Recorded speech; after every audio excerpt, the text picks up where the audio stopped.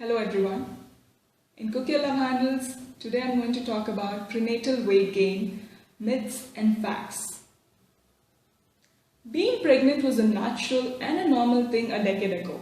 There was no fuss about it. No endless articles, fear-mongering, nothing of that sort. But today, the scene is completely different. Thanks to the huge source of information surrounding us. We get to read a lot and sometimes get lost in the knowledge pool. And the sad part is, more than occasionally, a myth becomes our reality. One such myth is eating for two. And today I'm going to debunk this false information. Let me first list down the problems that we have to deal with when eating for two happens. First thing is prenatal obesity. No one would have ever heard of the word obesity 10 years back, especially during pregnancy, but it has become a common word today. Overeating during pregnancy is one major factor besides our lifestyle.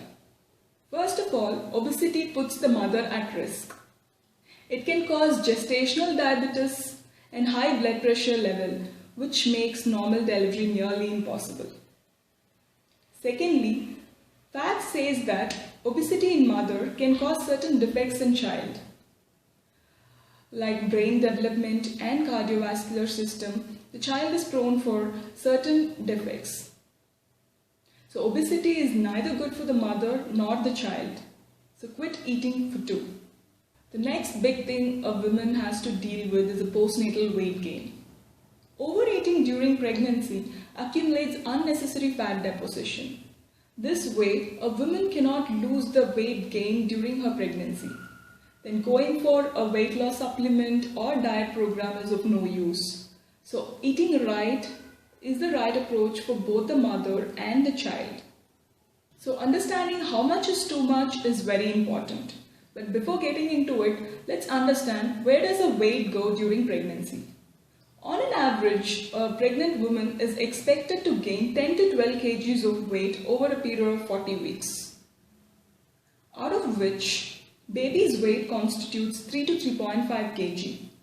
And your amniotic fluid, uterus, breast tissues, blood volume and placenta contributes to 1 kg each. So we have got 8 to 8.5 kg. And the remaining 4 to 5 kg is your fat.